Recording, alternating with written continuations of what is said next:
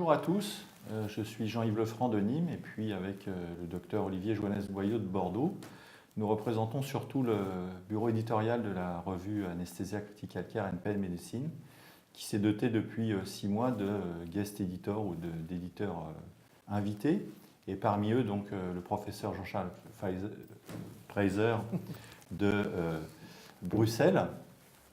Et donc nous profitons de sa venue pour parler un petit peu de nutrition en réanimation, puisqu'en fait depuis 2014, les derniers RFE sur la nutrition en réanimation, il y a beaucoup de choses qui ont évolué.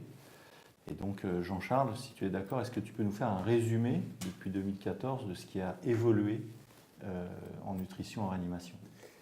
Alors c'est vrai qu'il y a eu beaucoup d'évolutions dans la compréhension de la réponse métabolique au stress, avec notamment la perception du rôle central de la résistance à l'insuline, qui est un mécanisme finalement adaptatif qui permet de survivre à l'agression, comme ça a été le cas chez l'animal depuis longtemps. Et on se rend compte que chez l'homme aussi c'est vrai. Et les implications pratiques de cette résistance à l'insuline, c'est que les apports caloriques à la phase aiguë de l'agression peuvent être dangereux s'ils sont excessifs. Donc on recommande maintenant plutôt de diminuer les apports caloriques, d'être en dessous de la dépense énergétique à la phase aiguë. On parlera des phases un peu plus tard. Et donc il y a d'autres mécanismes qui aussi lient un apport excessif de calories à des effets secondaires, comme par exemple le syndrome de renutrition, la surnutrition ou l'inhibition du mécanisme d'autophagie, qui sont des mécanismes donc, qui sont impliqués pour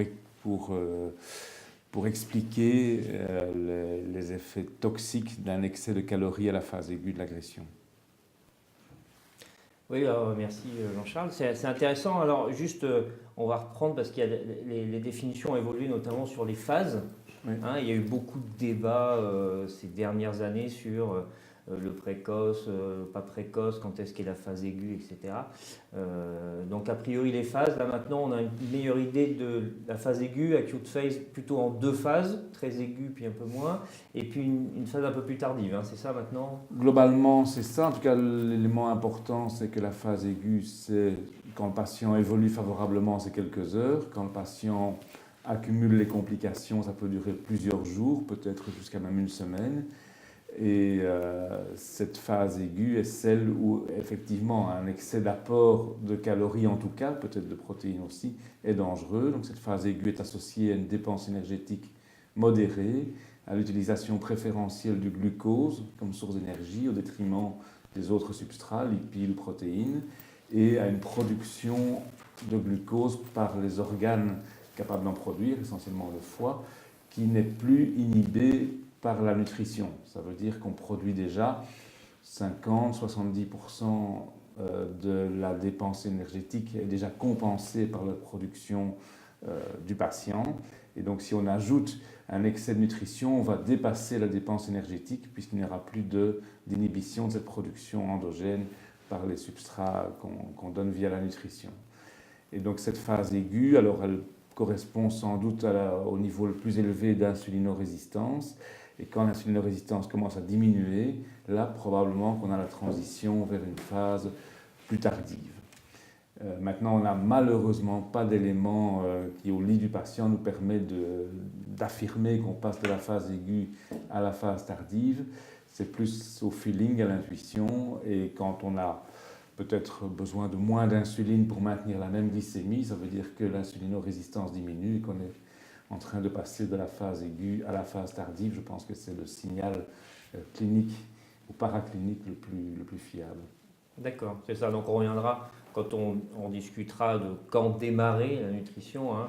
Donc il y a cette première phase 24-48 heures, là, où le patient est très instable et où là, bon, on verra, il y a peu d'intérêt probablement de démarrer une nutrition, quelle qu'elle soit, sauf chez certains patients. Puis après une phase, après ces 24-48 heures, là, qui va durer 3-7 jours, où là, il faudra démarrer, c'est un peu ambigu, effectivement, Oui. de définir cette phase. Hein. Puis après, il y aura la phase de réhabilitation, où là, il y aura vraiment des dépenses énergétiques qui vont commencer. Et donc, je pense qu'on peut quand même utiliser comme guide fiable la physiologie du patient.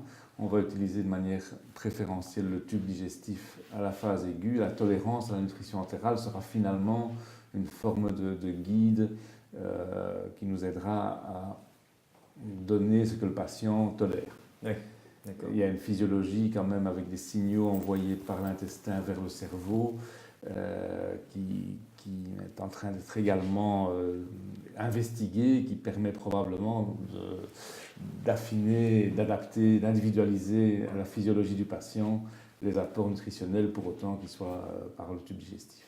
D'accord, ouais, donc c'est ce qu'on reverra pour savoir quelle voie choisir et quel moment passer de l'une à l'autre. Donc Quand en fait, il faudra choisir la voie. donc pour en revenir aux patients, puisque là on arrive quand même aux patients et en pratique de tous les jours, donc ça signifie quoi en pratique pour premièrement dépister le patient à renourrir ou à qui il faut donner de la nutrition. Deuxièmement, comment l'évaluer, comment évaluer ses dépenses, ses besoins. Et puis ensuite, comment fais-tu pour commencer cette nutrition? Est-ce que c'est une urgence extrême? Est-ce qu'il faut prendre son temps? Quelle voie utiliser? Alors, c'est vraiment le cœur de la question. Tous les patients agressés sont à risque de dénutrition. Donc, déjà de base, quand on regarde les scores de risque de dénutrition, d'ailleurs, le fait d'être agressé est un critère absolu. Et donc, on a un patient qui a une chirurgie compliquée, qui est là après un traumatisme, une affection médicale qui va justifier un séjour de plusieurs jours en réanimation. C'est un patient à risque de dénutrition, donc il faut penser à le nourrir. Alors, ce patient, s'il n'est pas nourri par voie entérale, aura une tendance, parce qu'il est agressé, à avoir une atrophie de son tube digestif, et donc on va donner une nutrition trophique, c'est-à-dire qu'on commence dès qu'il est stabilisé sur le plan hémodynamique, on n'est pas en train de monter la noradrénaline, l'adrénaline ou d'autres vasopresseurs, on est stabilisé au plan hémodynamique, on teste la tolérance à la nutrition entérale en commençant à bas débit, nutrition trophique, et qu'on va adapter en fonction de la tolérance du patient. Alors la tolérance du patient, c'est soit le résidu gastrique, même si on sait que ce n'est pas d'une fiabilité absolue, où on va évidemment examiner son patient. Quand on commence une nutrition entérale chez un patient en état de choc, on veut absolument le faire dans des conditions de sécurité suffisantes. Donc on va examiner son abdomen, s'assurer qu'il n'y a pas une distension aiguë, éventuellement mesurer la pression intra-abdominale avec le cathéter vésical. Et ce sont s'il y a une augmentation brutale, soit du volume abdominal, soit de la pression intra-abdominale, là on peut craindre une complication redoutable de la nutrition entérale qui est l'ischémie non occlusive de l'intestin. À ce moment-là, on l'interrompt tout de suite. Si je peux me permettre simplement de te couper, Oui. ça veut dire qu'en pratique, si on ne commence pas une alimentation entérale dans les 24 heures d'un patient sévère qui arrive en réanimation, et qu'on ne s'occupe que de traiter la cause de son admission, ce n'est pas une erreur. On peut se donner du temps avant de commencer cette alimentation, le temps d'équilibrer ou il faut de temps en temps commencer très rapidement. Je dirais que 48 heures est la limite maximale. Donc souvent, d'ailleurs, la Early Enteral Nutrition, ou nutrition entérale précoce, est définie comme une nutrition entérale débutée dans les 48 heures, dont le rôle principal n'est pas tellement de fournir la nutrition, mais surtout de protéger le tube digestif de l'atrophie.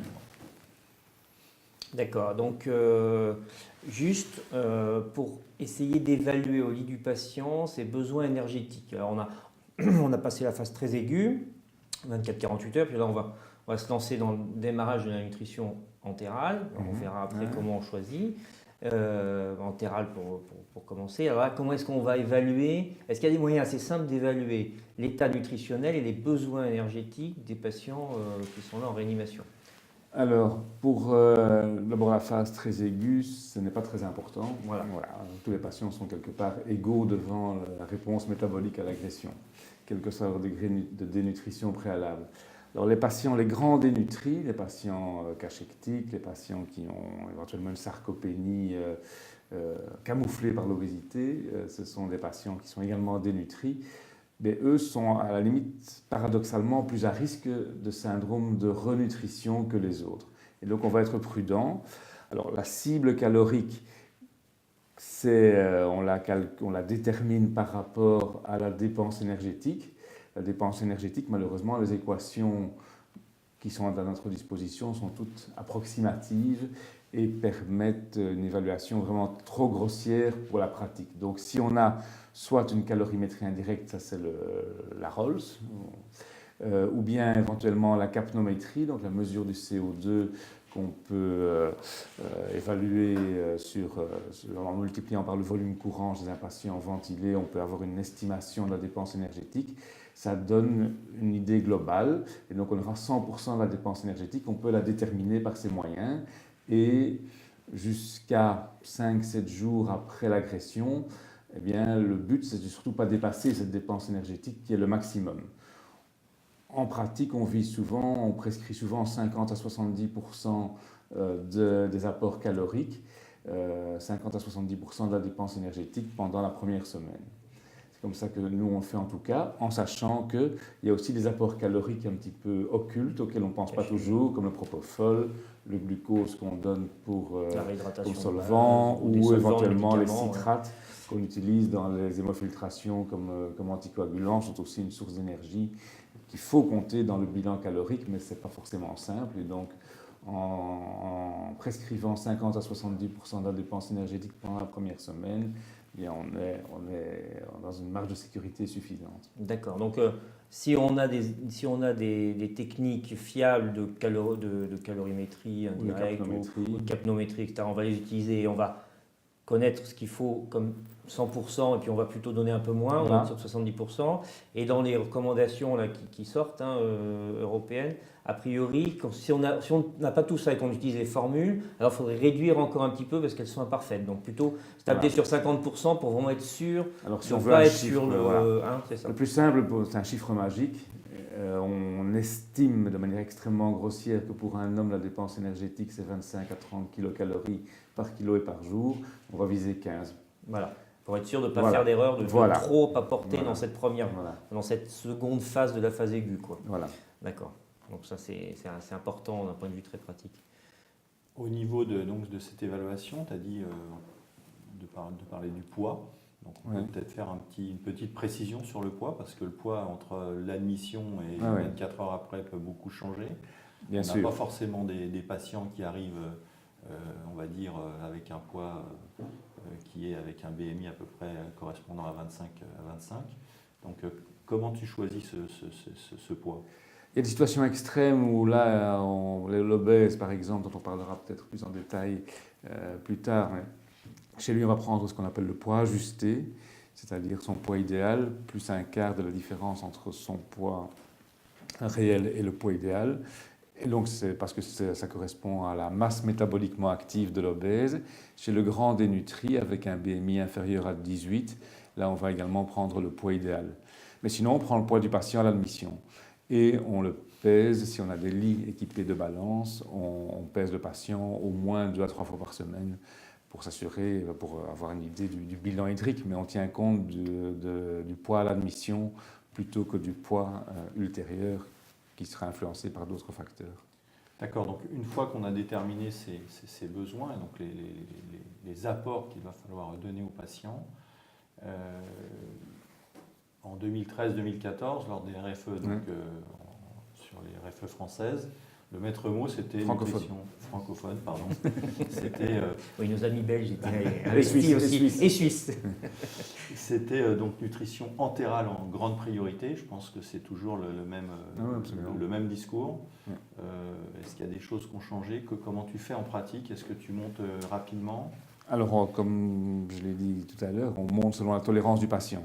Donc on a un schéma progressif. Nous utilisons encore le résidu gastrique avec une valeur seuil à 500 millilitres pour qualifier une intolérance ou un trouble de vidange gastrique.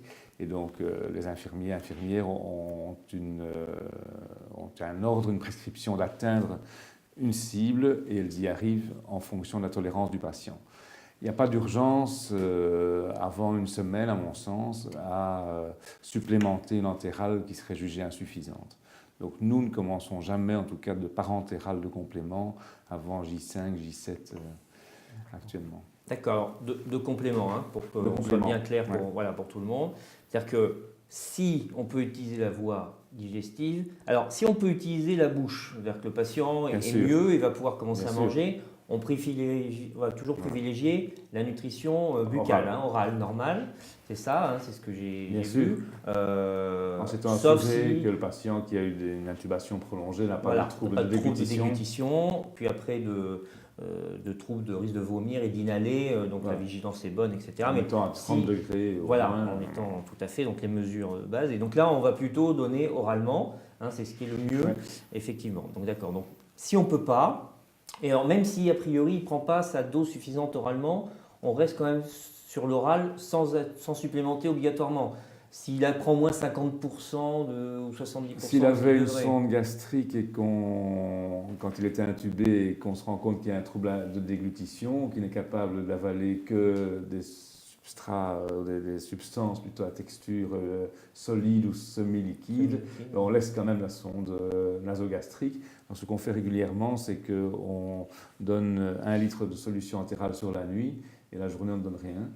Et comme ça, le patient peut récupérer la sensation de satiété ou au contraire d'estomac vide et donc réguler son appétit et avoir une réhabilitation nutritionnelle. D'accord. Donc ça, oral, donc nutrition entérale, donc là on part, on fait de la nutrition. Voilà.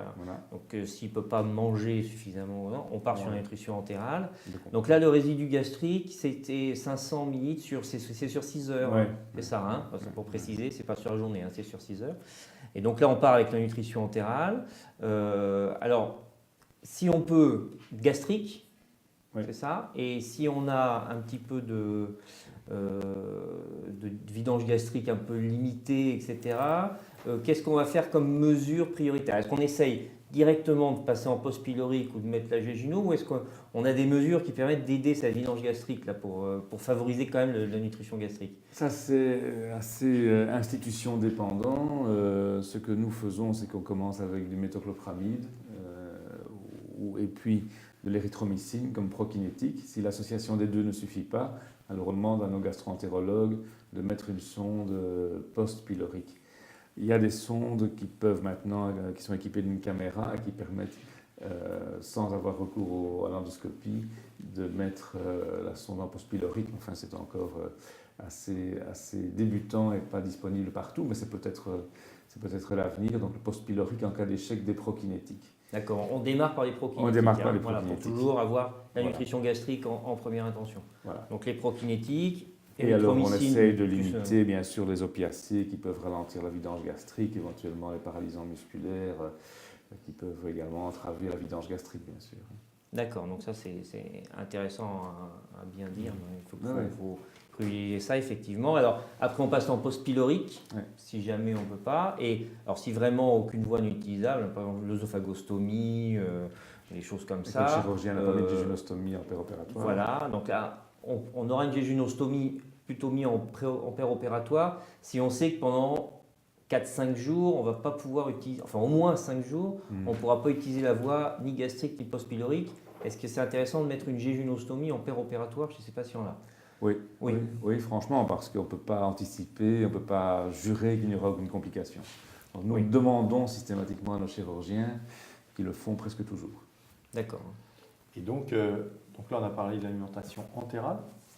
Quid de l'alimentation parentérale? Premièrement, 2 compléments. Et deuxièmement, quelles sont les indications où il va falloir commencer la parentérale d'emblée, parce qu'on sait que le tube digestif ne va pas être utilisable. Alors, 2 questions effectivement complémentaires. Donc la parentérale de complément, après une semaine, quand l'entérale ne suffit pas à couvrir 70% des besoins, pour donner des chiffres assez précis, les besoins étant la dépense énergétique de repos. Donc si on ne parvient pas à couvrir 70% de la dépense énergétique avec l'entérale, c'est judicieux d'adjoindre une parentérale. Il faut évidemment s'assurer qu'on a bien tenu compte de tous les apports caloriques quand on fait le calcul, pour limiter ce qu'on appelle la dette calorique.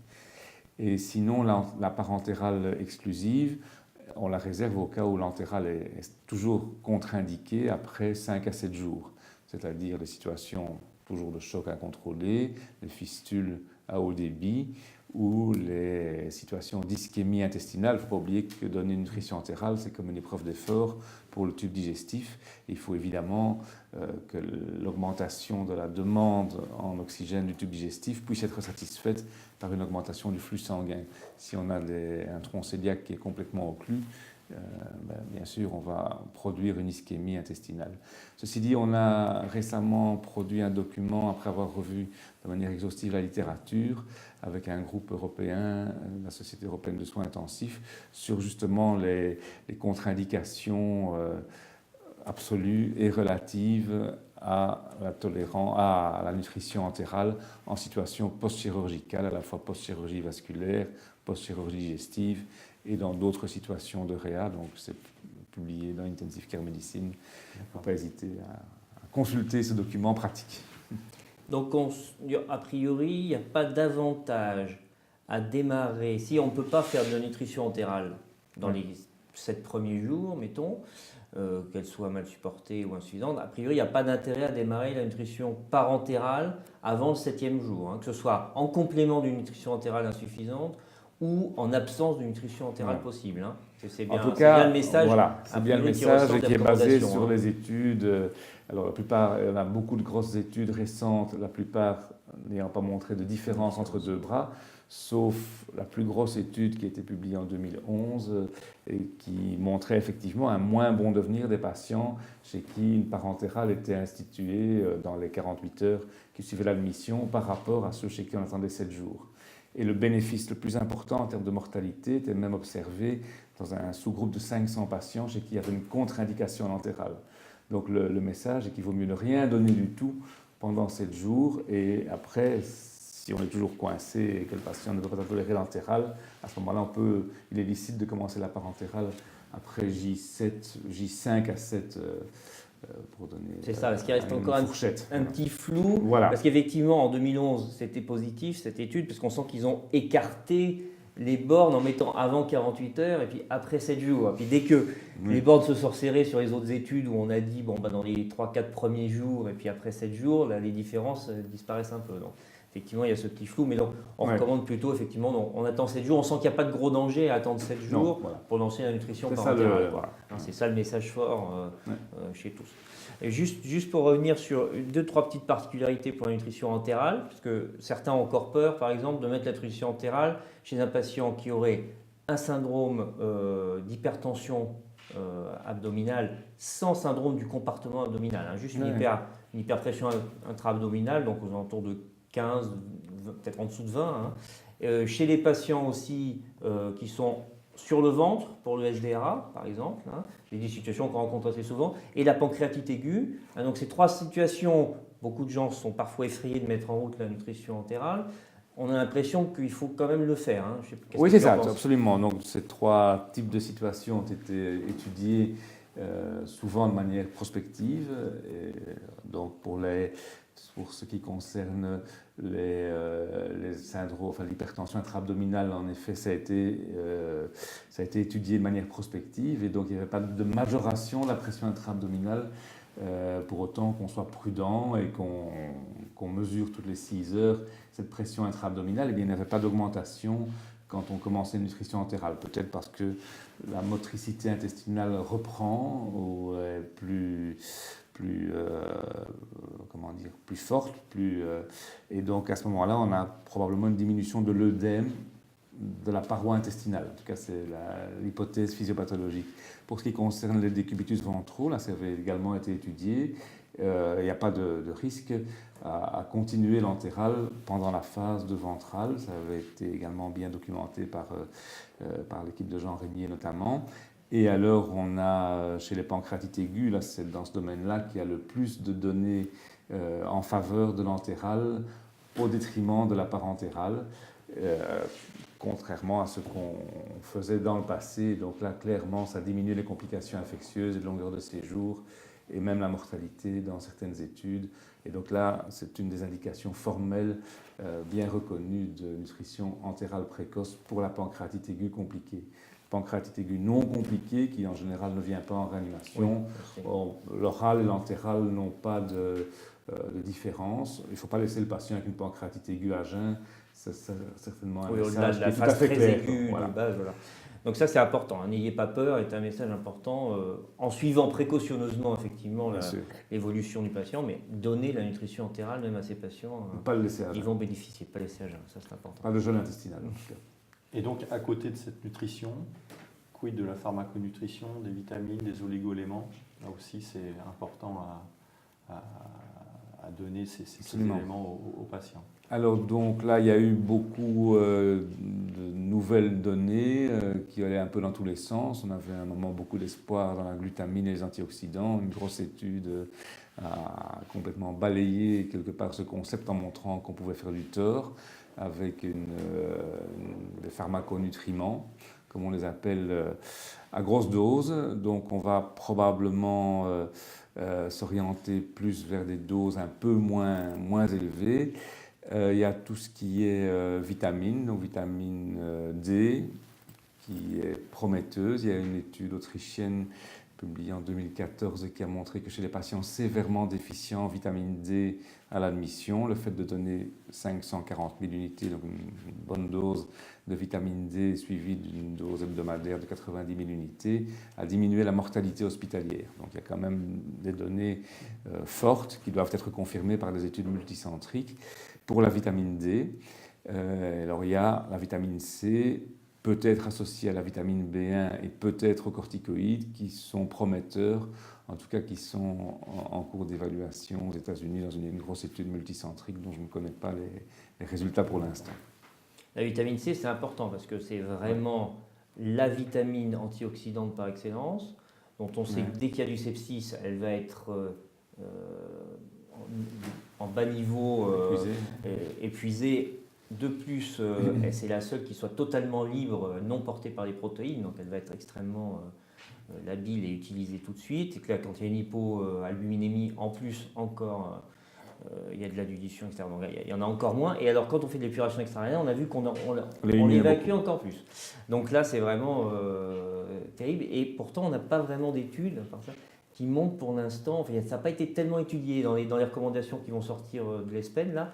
Il n'y a pas encore la vitamine C. Hein. On attend encore des données là-dessus et probablement que c'est important d'en avoir parce que il faut suivre ça. Vitamine qui est très basse, donc il faut attendre. Et alors il y a des effets indépendants de l'effet antioxydant. Il y a des effets notamment sur la synthèse des catécholamines endogènes, où donc la vitamine C est un cofacteur des enzymes qui produisent la dopamine, l'adrénaline endogène. Donc on peut imaginer qu'un épuisement rapide des réserves en vitamine C en situation aiguë limite la capacité à produire des catécholamines endogènes. Donc, en effet, c'est certainement une piste à suivre. Donc, il reste encore des choses à faire là-dessus. Oui, il faut... avant de passer au cas particulier, juste le syndrome de renutrition, parce que c'est important. Comment est-ce qu'on le voit rapidement au lit du malade là? Est-ce qu'on a... Alors, apparemment, il faudrait vraiment se focaliser sur le phosphate, le phosphore, les phosphates. Donc, comment on fait de façon précise au lit du malade pour vite voir qu'il y a un syndrome de renutrition et qu'est-ce qu'on fait quand on a un syndrome de renutrition? Là, on a des données également récentes qui montrent que quand on a une chute, une hypophosphatémie, alors qu'on vient de recommencer la nutrition, c'est-à-dire définie comme étant une diminution de plus de 30% de la valeur de base, eh bien, à ce moment-là, si on réduit l'apport calorique, on a un meilleur devenir. Ça a été testé dans une étude de 400 malades en Australie. Et en effet, il y a un gain de mortalité chez les patients qui développent une hypophosphatémie alors qu'on les renourrit. Le fait de leur fournir 5 à 10 kilocalories plutôt que 20 à 25, comme c'était le cas dans le groupe contrôle, eh bien, permet d'avoir une augmentation de la survie. Donc le message pratique, c'est qu'il faut doser le phosphate, qui est le premier signal d'alarme en cas de syndrome de renutrition. Les signaux ultérieurs seraient une hypokaliémie, une hypomagnésémie, une prise de poids, éventuellement une altération des tests hépatiques. Mais ça, c'est déjà tardif. Il faut y penser chez un malade qu'on renourrit. Il faut le voir de manière globale et doser le phosphate 2-3 fois par jour au début de la renutrition. 2-3 fois par jour, c'est d'accord. Dès qu'on démarre sur la renutrition et puis on suit et tac, dès qu'il baisse. Alors les patients les plus à risque sont les patients dénutris, les patients qui ont une chirurgie bariatrique aussi, c'est une catégorie de patients qui sont aussi à risque important de syndrome de renutrition et finalement les patients sévèrement malades. Les plus agressés sont aussi à haut risque de syndrome de renutrition. Quelle que soit la voie utilisée. Ça a été documenté pour la voie entérale essentiellement, puisque c'est celle qu'on utilise de manière privilégiée. Et donc maintenant, maintenant qu'on a donné les grandes généralités, est-ce qu'il y a des terrains particuliers où il va falloir adapter ces grands concepts? Je parle de l'obèse, donc du dénutri, on en a parlé. Oui. On ne parlera pas de l'enfant parce que donc ça c'est bien particulier, mais par exemple sur le patient en choc septique, le polytraumatisé, est-ce qu'il y a le patient dialysé, est-ce qu'il y a des nuances à apporter à tout ce qui vient d'être dit? Alors, probablement pour le patient en hémofiltration continue, il y a des pertes importantes de substances hydrosolubles, notamment les vitamines. Tu as évoqué la vitamine C, mais aussi les vitamines du groupe B. Le zinc, le sélénium, le cuivre sont aussi éliminés de manière importante. Donc ça, il faut penser à les supplémenter chez un patient qui est en épuration rénale prolongée. Alors, là, sur ce sujet, excuse-moi de t'interrompre. Ça veut dire quoi? Ça veut dire que le flacon qu'on met habituellement, est-ce qu'il fait doubler la dose? Est-ce qu'il y a des recettes simples Alors, pour la pratique quotidienne? certains le font, double la dose. Voilà, donc ce serait bien d'avoir des données qui nous guident. On n'en a pas pour l'instant. Conceptuellement, c'est logique. Voilà, on peut doubler effectivement la dose d'éléments traces. On n'a pas beaucoup de données, juste ce qu'on sait un petit peu de ce qui a été étudié, c'est que les éléments traces, si l'épuration extra-rénale dure 5-7 jours, voilà. C'est en général la moyenne de ce qu'on fait en réanimation. Là, on sait que les éléments traces, le réservoir, à part chez les patients très dénutris, mais le réservoir d'un patient pas trop dénutri est quand même pas mal. Donc on se dit que si ça dure 5-7 jours, les éléments traces ne sont pas un problème majeur. En revanche, si l'épuration dure plus longtemps, probablement qu'il faudrait donner plus d'éléments traces, de zinc, de cuivre et tout ça. En revanche, les vitamines, comme on disait tout à l'heure, je pense que les vitamines, très rapidement, dès 2-3 jours, là, les vitamines vont être balayées. Et je pense que c'est surtout vitamine C, vitamine B où il faudrait probablement doubler la dose. Et ça, je pense que oui, effectivement, on manque important. un petit peu d'études prospectives là-dessus, Oui. mais en effet, c'est logique. Oui. Et il n'y a pas beaucoup de risque non plus à supplémenter des protéines, des vitamines, hydrosolubles. C'est ça. La Donc, marge thérapeutique est assez large. Oui, c'est ça. Et donc pour les autres terrains particuliers, Oui. Donc on parlait de l'obésité. L'obèse est surtout un patient sarcopénique en général, donc avec un capital musculaire diminué. Donc on va se baser sur son poids ajusté. Et l'hyperprotéiné chez l'obèse sarcopénique est souvent cité, mais il n'y a pas de données qui permettent d'asseoir une recommandation à ce sujet. Donc finalement, on se base sur les mêmes règles que chez le patient lambda, en sachant qu'on va utiliser le poids ajusté plutôt que le poids réel pour calculer la dépense énergétique du patient. Est-ce qu'en fonction de ces différents terrains, parce qu'on n'a pas parlé du polytraumatisé ou du traumatisé grave ou du patient en choc septique, est-ce qu'en fonction du terrain, il y a des formules de nutrition à adapter ou pas, ou est-ce que c'est à peu près la même formule pour tout le monde? Donc disons qu'on s'est rendu compte que le phénomène de réponse métabolique au stress était assez stéréotypé, quel que soit le type d'agression. Et finalement, le raisonnement est le même, quel que soit le type d'agression, en sachant qu'il y a parfois des spécificités comme la nécessité d'une épuration extra-rénale, mais c'est plutôt lié à l'intervention thérapeutique qu'à la pathologie en elle-même. Pour l'instant, il n'y a pas de données qui montrent qu'il y a des formules particulières par pathologie, contrairement au concept qui avait été mis en avant il y a quelques années. Peut-être les brûlés avec leur perte importante au niveau des surfaces cutanées, perdent plus d'éléments traces et aussi des vitamines. Donc eux, voilà, c'est un cas très particulier. C'est ça, l'impression des brûlés ont probablement besoin d'un peu plus de nutrition. Et puis ceux qui ont des défaillances d'organes, type défaillance rénale, défaillance hépatique, même si elles ne sont pas gravissimes, eux souvent ont un peu moins besoin de nutrition. On a l'impression que c'est ça. Mais on se laisse guider par la tolérance du tube digestif en général et on a peu de risques de faire des grosses erreurs. Bien, je pense qu'on a fait un point à peu près complet des nouveautés en nutrition, en réanimation. Jean-Charles, merci beaucoup d'être venu plaisir. parler de ce sujet. Olivier, merci de m'avoir aidé à essayer d'interroger Jean-Charles. Et donc, j'espère que ça a été très instructif pour les gens qui vont nous regarder. Des messages clairs et pragmatiques. Merci à tous. Merci à vous.